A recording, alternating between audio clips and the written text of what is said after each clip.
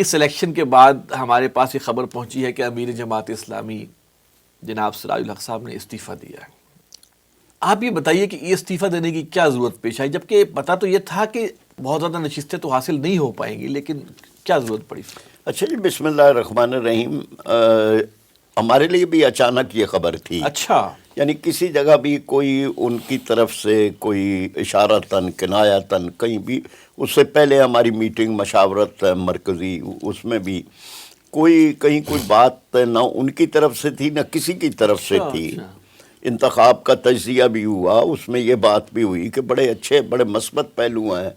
ہم نے پہلی دفعہ اپنے جھنڈے اپنے نشان پر اور کسی اتحادی سیاست کے بغیر انتخاب میں حصہ لیا، اور ہر فرد نے یکسو ہو کے بھرپور محنت کی، چاہے وہ خود امیر جماعت ہیں یا نچلی سطح پہ ایک کارکن ہے، سب نے اپنا حصہ بڑا بھرپور ڈالا ہے. تو یہ اللہ کا شکر ہے، ہم اس پہ اللہ کا شکر ادا کرتے ہیں. ہمارا ووٹ بڑھ گیا، دگنا ہو گیا ہمارا ووٹ بینک، تو یہ بھی بہت بڑی بات ہے. یعنی جماعت نے اگر متناسب نمائندگی کے نظام ہوتا تو اس ووٹ بینک سے ہمیں قومی اسمبلی کے اندر 11 سیٹیں ملتی تھیں، تو یہ بھی بڑی اچھی کارکردگی.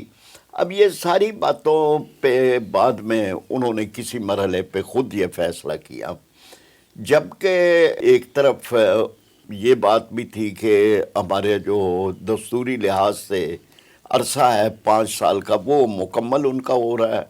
اچھا، اور وہ بھی ہو رہا ہے. نیا انتخاب کا پروسیس شروع ہو گیا ہے.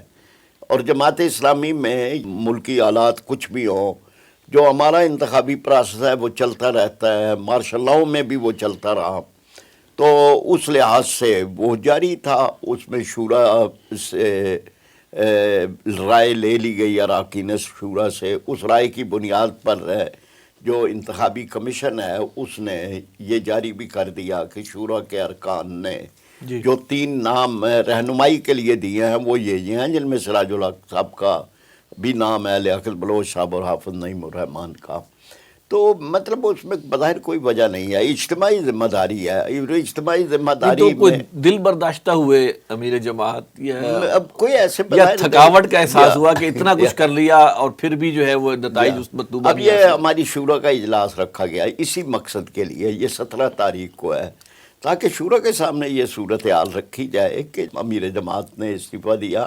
بہت زیادہ امکان یہی ہے کہ شورا ان کے اس معاملے کو تسلیم نہیں کرے گی. 2 مہینے رہ گئے ہیں، یعنی جب یا تو یہ ہے نا کہ جی ابھی 2 سال رہتے ہوں، تو پھر یہ ہے کہ اس میں دستوری لحاظ سے پھر ایک عارضی امیر کا ہوتا ہے، شورا کرتی ہے.